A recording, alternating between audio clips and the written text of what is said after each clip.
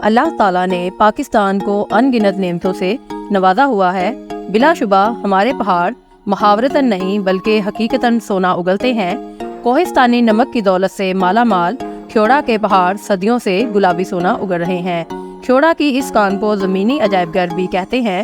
Video میں آگے بڑھنے سے پہلے اگر چینل میں نئے ہیں تو ہمارے چینل پاکستان سائٹ کو سبسکرائب کر کے بیل آئیکن کو بھی پریس کر دیں۔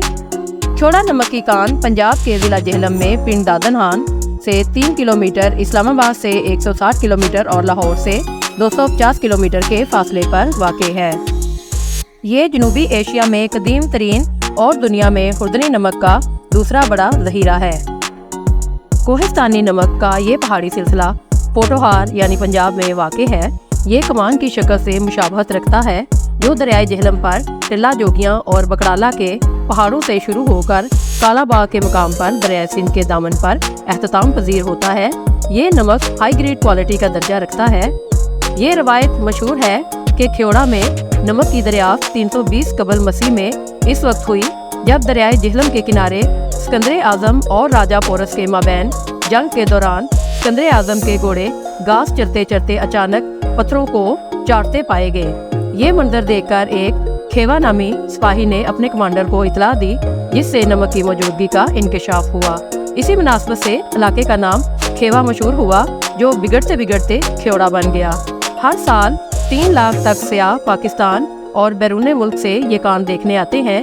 بے شمار ماڈلز نمک سے اس خوبصورتی سے تیار کیے گئے ہیں کہ سیاح کھیوڑا کان کے اندر داخل ہوتے ہی ششدر رہ جاتے ہیں اور فرد خود کو ایک نئی دنیا میں محسوس کرتا ہے۔ روشنیوں سے جگمگاتے نمک کی اینٹوں سے بنائے گئے خوبصورت تاج محل، شیش محل، مینار پاکستان، چاگی کے پہاڑ، بادشاہی مسجد، کرسٹل پیلس اور اسمبلی ہال کے ماڈلز دل موہ لیتے ہیں۔ کان کے اندر بجلی کی ایک ٹرین بھی چلتی ہے جو سیاحوں کو نیچے بنے ہوئے چاندنی چوک میں چھوڑتی ہے۔ چلتی ٹرین کے ارد گرد کوسے قزح کے رنگ بکھیرتی بجلی کی روشنی سے مزین دیواریں سیاحوں کو مسحور کر دیتی ہیں۔ کھیوڑا شہر میں سیاحوں کی خصوصی توجہ کا مرکز سرکاری rest house 1876، railway station 1890، Saint John Church 1899، Imperial Chemical Industries ICI کی عمارت 1938 اور کوٹ منگل اسکول 1946 میں تعمیر کیے گئے۔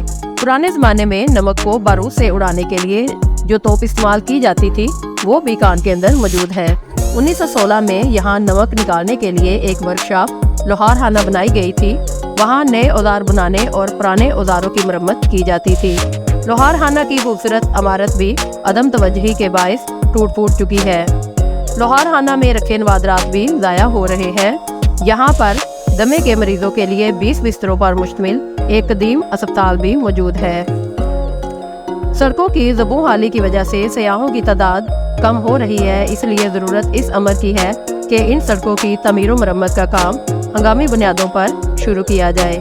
اسی کے ساتھ ہی اپنی ویڈیو کا اختتام کرتے ہیں۔ نئی ویڈیو آنے تک کے لیے اجازت دیں۔ اللہ حافظ۔